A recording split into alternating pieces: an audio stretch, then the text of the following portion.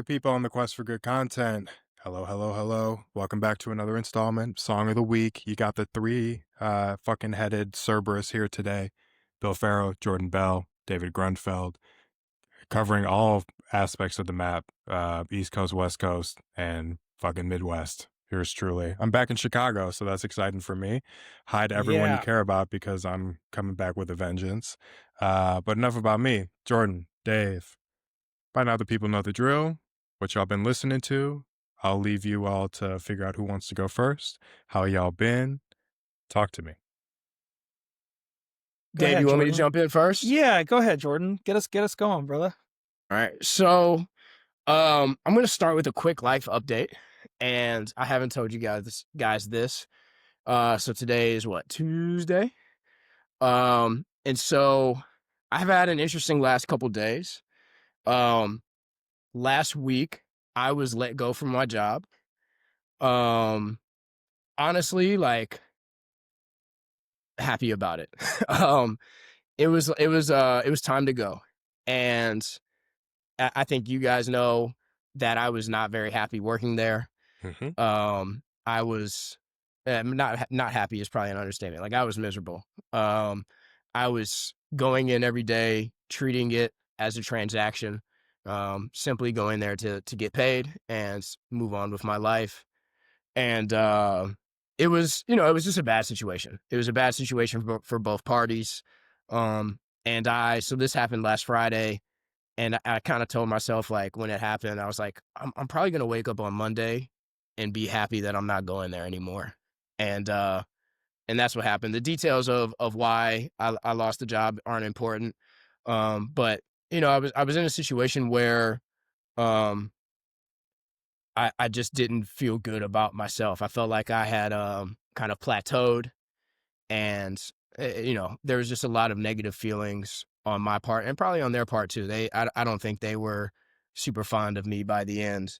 And so it's been a little bit of a roller coaster of emotions, because even though I was not super upset about losing the job, you have to deal with the reality that you don't have a job anymore.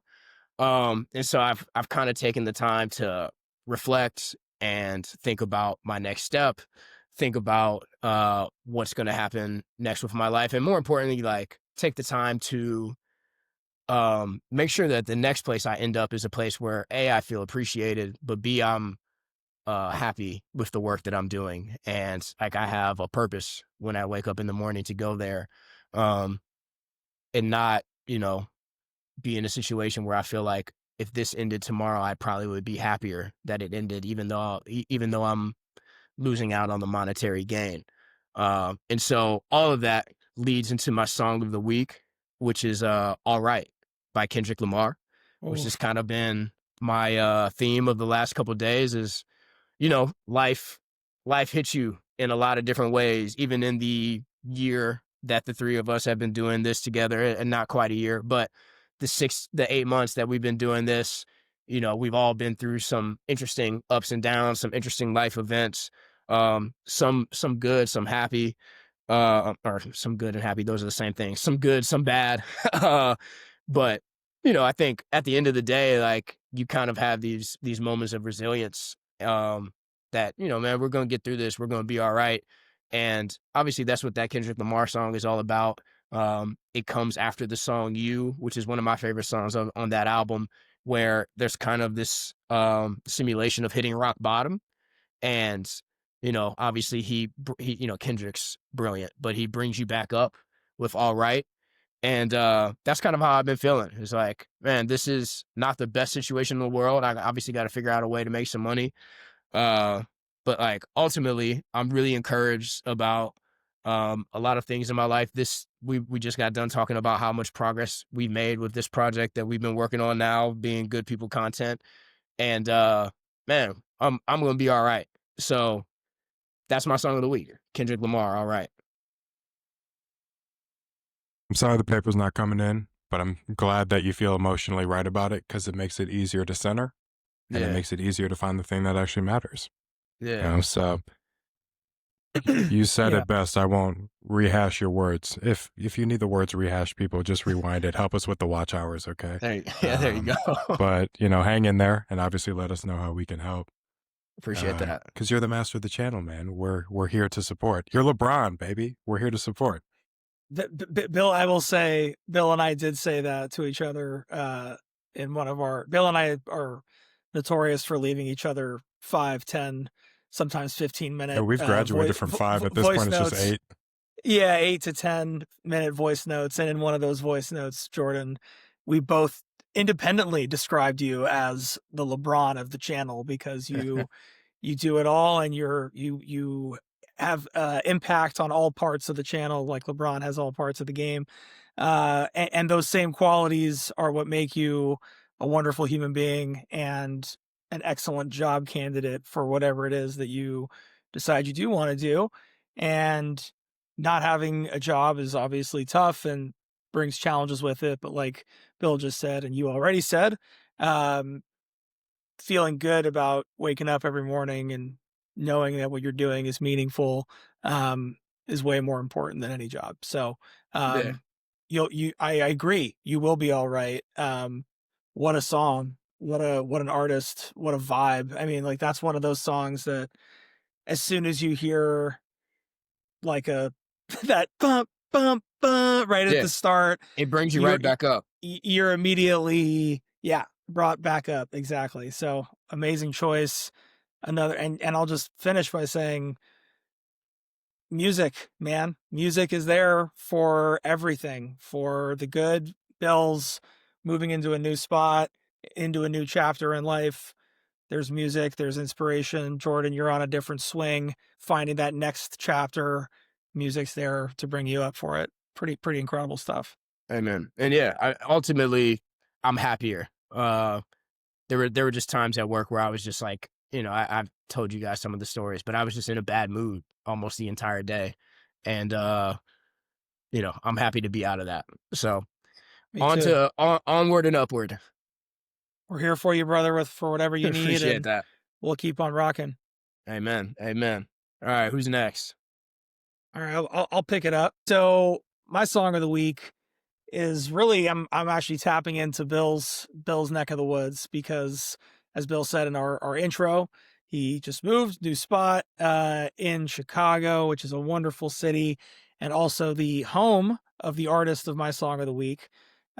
We Jordan and I not that long ago talked about Chance the Rapper because Chance just put out a relatively new project, Starline at this point, which I think Jordan, I still like. I'm still listening to here and there.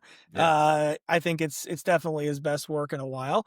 But in listening to that and having the musical apps that I listen to, eventually transition into playlists and playing similar type things, I listened through Coloring Book a few times, which I hadn't done in a few years, Mm-hmm. and man, it's a good project. It's a really, really good project. I think we're all in agreement that acid rap is kind of his magnum opus at this point, and like a true classic, a really, really like kind of definitive project, not only for him, but for like the era that it came out in, like that big of a project. But man, Coloring Book is really fun. It's a really, really good album that has a ton of great songs on it that are super fun. Least of all, No Problem, which I know we also talked about in our 2 Chainz episode. Incredible feature verse from him on that song. There's, Young Thug and Lil Yachty on Mixtape. There's a couple really, really fun songs on there. But I think Bill probably already knows where I'm going with this because this is a song that I've talked about for a long time. And every time I hear it, as soon as it starts, I'm like, Jordan, what you just said about All Right, I'm like brought in, I'm brought up, I'm like sucked into it immediately. And I'm like, yes, how great just came on. And now I get to listen to 2 minutes of unbelievable gospel music, like just really great gospel singing. One of my favorite musical drops ever. The transition from the gospel part of How Great into the drums kicking in and then eventually the rapping. It's like it's like that moment when you're at the beach and you see the sun drop below the horizon when the sunset is happening. It's like you've gotten used to this thing, you're in the groove, and then there's just this subtle but beautiful switch into this like easy rocking gospel inspired beat. And then Chance and Jay Electronica just absolutely go bananas. They both just have really unbelievable verses. In this era, Chance, I think for a lot of people, got put onto the scene with his verse on Ultralight Beam, right? It's Kanye's song, which is all justified. That's also an incredible verse. I would argue that Chance's rapping on How Great is right up there with that verse. It's really, really strong. I think kind of like him at his best, I would argue. And when he's at his best, no one can really quite do it like him. There's a couple bars, Shabak Barak edify, electrify the enemy like Hedwig till he petrified. Any petty Peter Pettigrew could get the pesticide. Like he just has that ability to play with syllables, but not in a really word nerd type of way, in like a poppy, catchy type way, which is so unique and incredible. And then Jay Electronica comes in with this kind of like, really kind of like machine gun, like da da da da, this is the year that I come for the crown. And throughout all of it, because it's a gospel song, they're both talking about their faith. They're both talking about deeper things. Chance's mustard seed, which he gets made fun of for a lot, but like, that concept of like their faith being something that needs to be nurtured and attended to, and expressing it like in song, like they're doing right now, is part of that nourishment that's needed to have a healthy soul and a healthy relationship with your faith. And so as someone who is not traditionally religious, you both know I really have a huge affinity for gospel music. I love gospel music and I love every strain of it. Jordan, especially you introducing me to like Kirk Franklin and, a lot of R&B that I didn't grow up with, but now I love because it kind of hits that lane. This song, it's like a top 3 favorite song of Chance's of mine. Every time I hear it, I'm just happy and impressed and in awe of how talented these dudes are. So even though it's not super current, even because Chance has a more recent project out, my song of the week this week is How Great by Chance the Rapper and Jay Electronica off Coloring Book. Preach. I love that song. Yeah, good, great one. Good picks, boys. Really getting into that prime late blog era in terms of timing, but like, yeah, man. Butterfly 2015, Coloring Book was at 16, maybe 17. I think it was 16. So it's only natural for my song of the week. So it's only natural for my song of the week that I go to 1984 and I do. My song of the week is Lisa and Cult Jam. I Wonder If I Take You Home. This is like the most 80s sounding song of all time to me personally. Mm-hmm. I don't have anything to say. Like the drums are overt, the synths are over the top. The singing is just aerated enough where you just have the energy and you kind of just want, at least, us as like young 30s-year-olds, so it's way before our era. It's like you just kind of want to do the most 80s dances you can think of, and that's why I love it. It's just like, I don't know. There's something about it that just gets me hyped. So I guess in a similar way, it kind of keeps the energy that it keeps for y'all. Normally, I go into these strange abstract metaphors to describe the music. I don't have that this week. I just like the song. Lisa's cool. Like kind of an icon of that era in her own right, if I'm remembering correctly. So yeah, that's my song of the week. Short and sweet. Just go listen to it, go dance to it, and do like the most overt 80s dance moves you can think of, because I think that's what the song was made for. I don't think the song was made for the 80s. I think the song was made for us to look back on it and go, the 80s were a trip, man. It just seems like a bunch of positive chaos. Love it. Yeah, the 80s, that's an understatement. The 80s were wild. Well, from what we've heard. I think, from what we've heard, exactly. None of us were actually alive for we were not born yet, but we were not yet around. But I think that's that great pick, Bill. Fun, such a fun song. Totally, like one of the most danceable songs ever. I feel like from that era, definitely.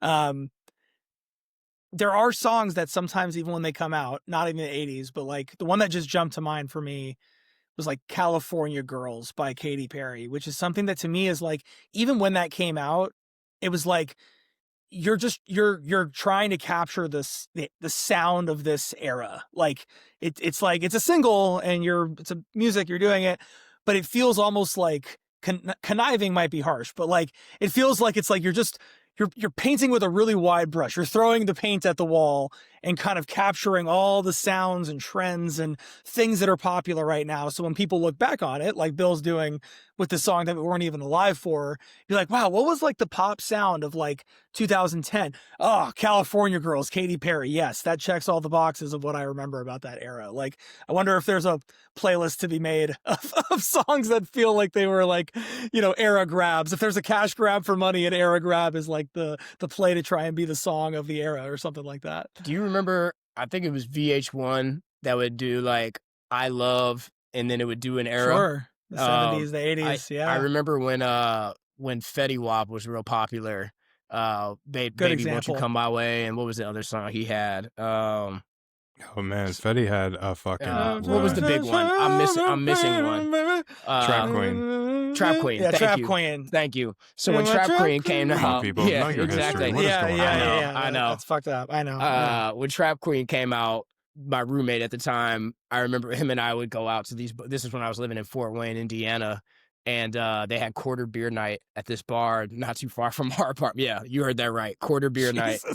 And dangerous. We would hear Trap Queen like 5 times, right? And I remember saying to him, like, whenever they make I Love, the 2010s, it would have been, that's going to be on this show. Like that, you know what I mean? Like, that's kind of what you're talking about, is like these songs that like totally capture what that era was. Like, that's exactly what you're saying right there. Another one, that's a great example. Another one that just immediately comes to mind, similar era, kind of for us, it would be like our freshman, sophomore years of college, 2010-ish. Yeah. Shawty like a melody in my head and I can't get going. And it's another man who had a great run. Right. Like that was a run. He had a run in that little era. And now anytime I hear that on like a commercial, because we're old as fuck, and like those types of things are now just being played to sell us stuff.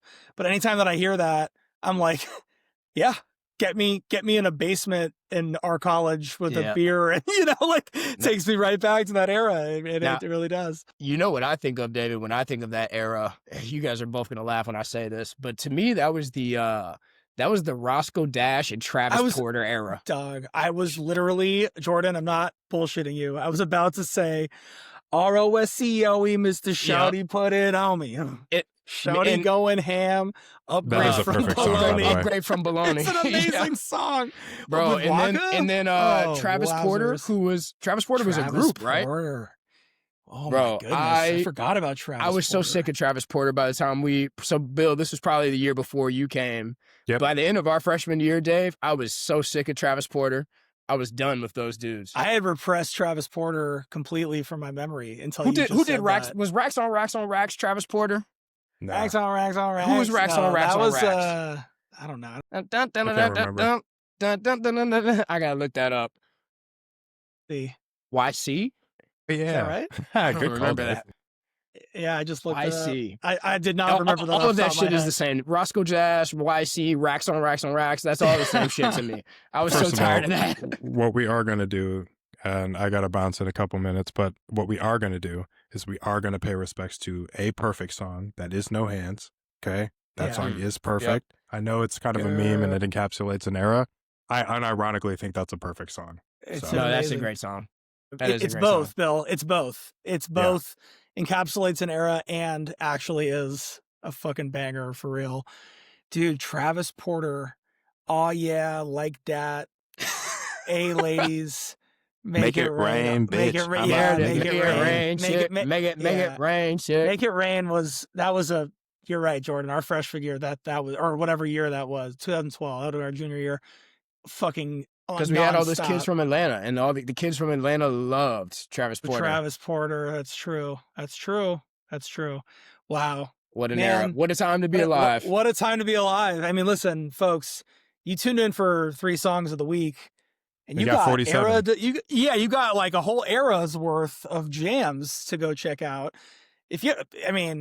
I had forgotten Travis Porter, but if you've never listened to Travis Porter or Roscoe Dash, you never listen to No Hands, you young bastards out there, go listen to No Hands and tell me that thing doesn't slap. No, but great choices today, boys. As usual, eclectic mix all over the map. A lot of fun. Lovely. All right. Anything else before we get out of here, fellas? Nope. That's it, homies. All right. You guys know who we are at this point. Thanks for tuning in. This is Song of the Week, and we're out of here. Peace.